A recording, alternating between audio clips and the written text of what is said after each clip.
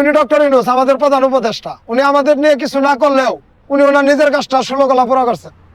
আপনি দেখেন, ওনার একটা শ্রমিকের অর্থ আত্মসাৎ 666 কোটি টাকার মামলা ছিল, ওটা উনি আগেই খালাস নিয়ে নিছেন। আরো 5টা মামলা ছিল, ওটি বেকসুর খালাস করছেন।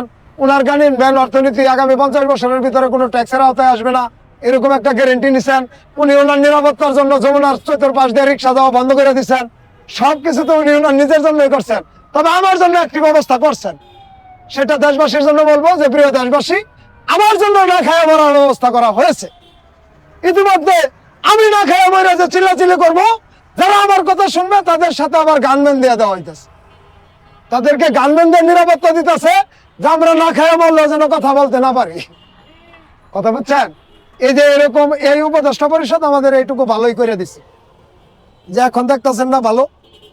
আজকে ওই হাদির উপরে হামলা, সমস্ত রাজনীতিবিদরা চিন্তায় পড়ে গেল যে দেশবাসী যদি বুঝা যায় আমরা পুরানো প্রক্রিয়ায় নিতেছি, তাহলে নির্বাচনে যদি গ্যাঞ্জাম লাগাই দেয়, এর লেগে কোনো আন্দোলন এখন কিন্তু ভোট চায় না। কারণ ওরাও টের পেয়ে গেছে যে শালা আমরা যে আবার পুরান যুগে আছি, এটা তো দেশবাসী টের পেয়ে যাবো গা। এই রক্তারক্তিত রাজনৈতিক খেলা, এটা তো কোনো পারিবারিক বন্ধন নয়, এটা তো কোনো সামাজিক সভ্যতা নয়, এটা সম্পূর্ণ রাজনৈতিক একটি সহিংসতা। এই সহিংসতা আবারও যে উস্কে দেওয়া হচ্ছে, হাদির উপরে হামলা, এটার একটা জ্বলন্ত প্রমাণ।